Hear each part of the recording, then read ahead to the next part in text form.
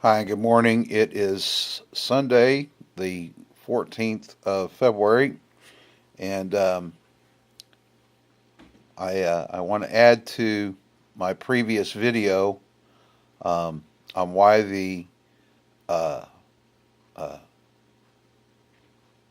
persons who were in Oregon were innocent, and this next video is actually a possible recourse for them. And folks, we need to get back to common law and back to the Constitution, back to the original documents.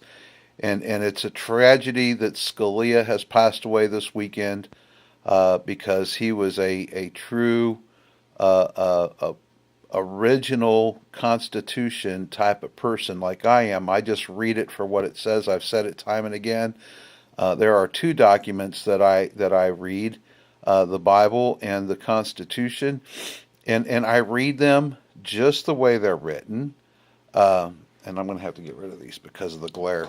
And I don't try to interject. Of course, there's words in there that we have to kind of define and look up, and even some things that we have to go back and just to give people a little background real quick.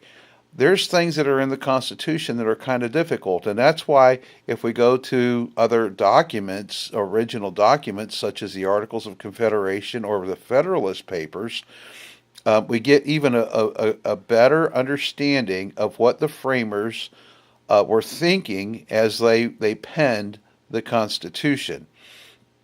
And you know what? It's kind of the same thing with the Bible because the scriptures interpret scriptures, and sometimes, you have to go to other sections of the scriptures in order to gain a better understanding of what's trying to be said.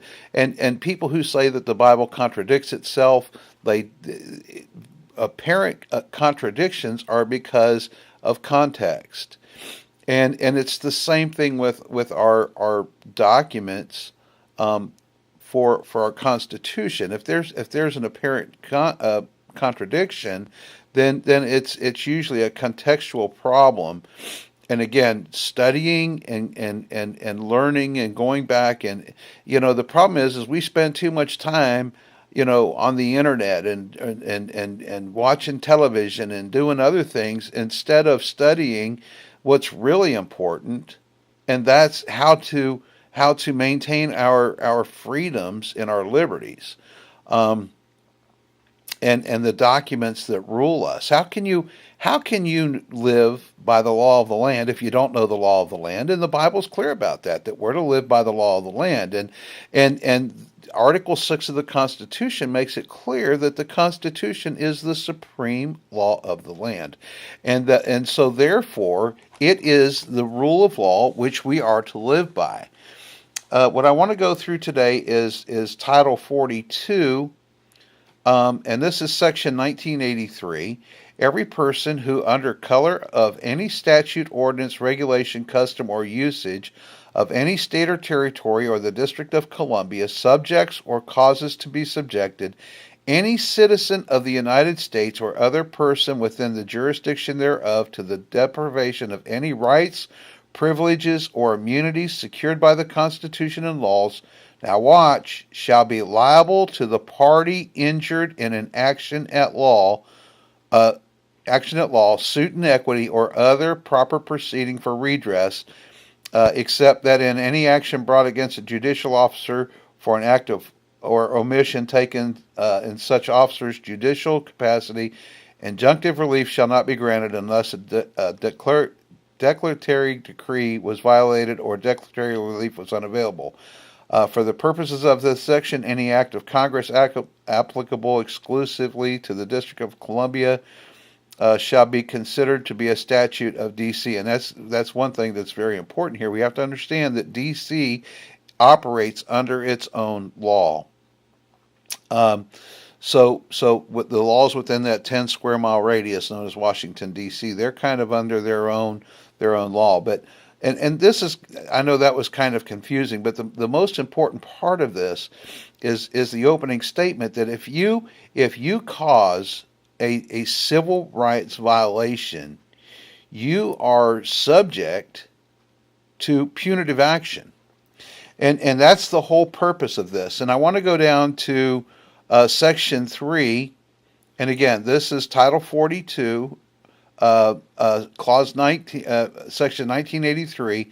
And I want to go down to Clause 3 here, because it says, if two or more persons in any state or territory conspire or go in disguise on the highway or on the premises of another for the purpose of depriving either directly or indirectly any person or class of persons of the equal protection of the laws, or of equal privileges and immunities under the laws, or for the purpose of preventing or hindering the constituted authorities of any state or territory from giving or securing to all persons within such state or territory the equal protection of the laws, or if two or more persons conspire to prevent by force, intimidation, or threat any citizen who is lawfully entitled to vote from giving his support or advocacy in a legal matter toward or in favor of the election of any lawfully qualified person as an elector for president or vice president, member of Congress of the United States, or to injure any citizen in person or property on account of support or advocacy. In any case of conspiracy set forth in this section, if one or more persons engaged therein do or cause to be done any act in furtherance of the object of such conspiracy whereby another is injured in his person or property, or deprived of having, now here we go, and exercising any right or privilege of a citizen of the United States, that party so injured or deprived may have an action for the recovery of damages occasioned by such injury or deprivation against any one or more of the conspirators. And here's the point. Every one of you people, and this includes the family of Mr. Finicum, have under this statute, this title, the right to sue every single person that was involved in what occurred in Oregon. It's in black and white. The courts have no choice but to rule on this, because this is a part of the supreme law of the land. And so, it is imperative that and I can't imagine that the lawyers for these people don't know this. I would hope that they do, and I would hope that there are, even at this moment, indictments being drawn up and charging every single person. Listen, look what they did on the compound the last 24 hours up there. They brought in armored vehicles. That is a threat. Everyone that was involved in that, every single officer up there, or whoever they were, whether they were, and listen, they were operating under color of law. We covered that in the last video. Every single one of them, all right, have violated their oath, and they have violated the civil rights of these people. We've already determined that these people did nothing wrong because there was no damage done. None. They are innocent. And so